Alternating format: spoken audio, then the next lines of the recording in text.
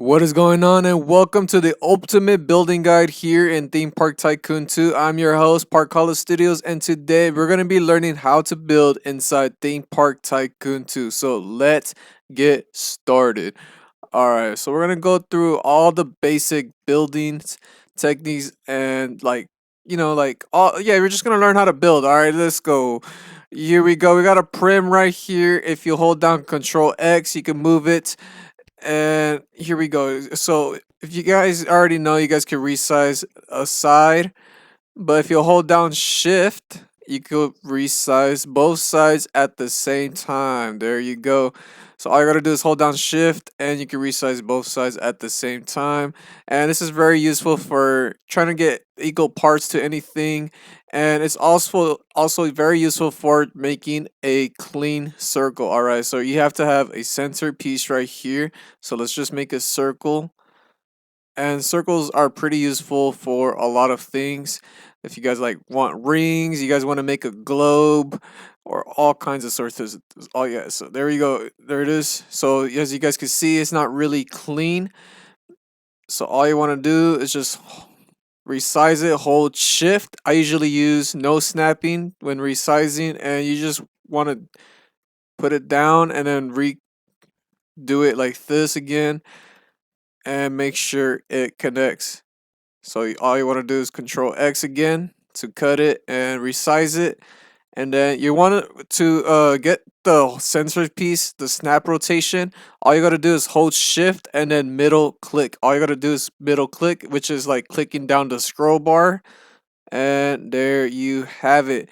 And then all you have to do is just go all the way around. You can also do this if you want, just go faster, and you just want to use the snapping degree that you already have. And there you go. And when like getting a degree measurement, all it has to do is with simple mathematics, it just has to equal 360. All right, so if I did this, it's gonna go all the way around. There you go. So yeah, it just has to be on a 360-degree angle, no decimal points, and that's all you gotta do. So let's say we want it to be a very cleaner circle. As you guys can see, it's kind of edged. Maybe you want it to be edged, but some people do want it to be a very clean circle. So if you want, you could just use a smaller measurement. Let's try 5. And then here we go. So all you gotta do is do this and then just resize it accordingly. So here we go. We're gonna Control X and then hold Shift to resize it. And then usually I just meet it up to where it cuts off. And this is where you're gonna want to resize it again. Hold on. So there you go. It does look pretty clean like that. And then we're gonna just hold down this. So Shift middle click. We're gonna do 10. And then we're gonna grab this again. Since now it's 4, it's 5 times 4. We'll do 20. And then now it's 20 times 2. So we'll do 40. And then we'll go all the way around. And as you guys can see, the cleaner is less edgy and it does look pretty clean. Now that's how you do circles. That's how you resize the prims on both sides equally. And yeah, this is just very useful for a lot of things, and I'm gonna show you guys right now. So say you want like a arc, so we're probably gonna delete this, like an arc, and you can have like some pillars on the side or something like that. And yeah, that's resizing and snap rotation. I'm gonna show you guys the measurement units we use when building. All right, as you guys can see, we have default measurement units. We have the half snap, which kind of does this. We have the quarter snap, which is a little bit lower. But when building like very precise and like very detailed items, we usually just divide this by 2. So this is a quarter, which is 0.25. If we divide that by 2, it will be 125. So here we go. And as you guys can see, it will snap right directly on here. So 125, you're going to keep dividing that by 2. So there we go again. We're gonna divide that by 2 and it should snap again. And this will come like very handy, these measurements, when building like in very small details. So there you go. This is the next one, 03125. And then the last one we usually use is 15625. That's usually the last time we use the dividing by 2 measurement. And there you go. And as you guys can see, all of these are now connected equally. So there you go. Those are the measurements we use when building like very small, detailed and precise, like with like we're just building like very small details with precision. And that's what that those units are usually for. So there you go. I'll have them. I'll have the units right here on the side somewhere so you guys can see. And those are the measurements we use when building like in very small detail. All right, I think I got two more like building lessons or tips that I could show you. So here we go. Say you have, let's just say like a platform you're just trying to build something on. Maybe you want to build like something like a model or some kind of statue or something. Let's say you have a head, like some eyes or something, like something's like detailed, but you wanted to get it on the same side. Now there isn't any like mirror tool yet, but say you wanted to like that, right?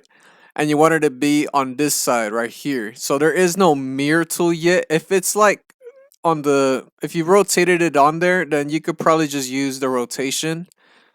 Yeah, you could probably just use the shift middle click tool on it. But sometimes you don't really have that. So what I do is I copy it, and as you guys can see, it's not going to be really equal if you did it like this. It's going to be really hard. What I do is usually I go right here to the transformation space and I use global space. So now the arrows have switched to the global like frame. All right, so this global is like with the grid itself, and then now you could just do this, and you just wanted to make it seem like they're equal. This looks pretty equal, and now they're on the both sides equally, and that will come very handy when you're making like things that need to have things on the same side, or if you have something that you have like a weird angle to it. Say you built some kind of detailed wall and it comes out looking like this. All right, look at this. Like, and you wanted to move like a, you wanted to copy a piece. Like, let's see, I'm gonna show you guys right now. I'm gonna move these circles a little bit, and you wanted it to move this over somewhere else. So you copy it, right? You wanted to move it somewhere else. Look at that. And you don't want the height to be moved or anything. You don't want this to go over there. You don't want this to go all the way up. And you just don't want it to do that. So what you could do is just use this right here. And it keeps it on the same height. Oh, I just moved the height. But yeah, it just keeps it on the same height, as well as just keeping it on the same level, as well as doing this. If you could rotate it, then it'll just keep it on like on the same kind of grid. So yeah, that works really well with a lot of stuff. So instead of like turning this and then trying to figure out where to rotate it up, you could just use the global space and then just rotate. Now, one more trick is building like some kind of like staircase, or you want to move something along some land that you build. Say you built a railing. So let's build a railing right here, just a quick one. And maybe you wanted to build a staircase going up. So let's build some steps. Let's actually just grab a new block. So that would be kind of like a railing, I guess. Usually, I'm gonna show you guys right now. Usually people you do this right here. People do this. People do this. They go one by one, and they build stairs like this, right? So yeah, people usually build stair steps like this. They do this right here. You don't really need to do that. If you want, you could just copy all this, and like they usually build along a railing, and then you just control C to copy it, and then just click shift middle click on this, and here you go. That's how you could build staircases way easier and faster. There you go. Yeah, you could just climb up these right here, maybe fall down, break an ankle, and sue the theme park. But yeah, that's how you could like build along some kind of like railing or land. It was just some simple trick right here. And I think that's gonna be it for this video. I don't really know what else to show you guys. These are just like the basics right here on how to build inside Theme Park Tycoon 2. Building stuff like, let me see if I could bring up a model. Building stuff like this takes a little bit of time to do, and it's just like making little pieces. You make these pieces right here, and you just want to like maybe you wanted to hi- get the height on there and something like that. You know, all you gotta do is just keep like moving parts around and sticking them where you want. For this, for the hair, how I got the hair to look on the same side on each side, I used the global trick right here. I just used the global trick. All right, so I forgot to mention like one more trick is when you're trying to center pieces. Like you guys see this nose, it's like centered. Um, like this tongue uvula thing, whatever it's called, is centered. All you gotta do is just like find like a piece and you control C and then you just choose like a different part to choose when censoring stuff. And then yeah, you just want to use the 45-degree snap point just to like snap it on there or something.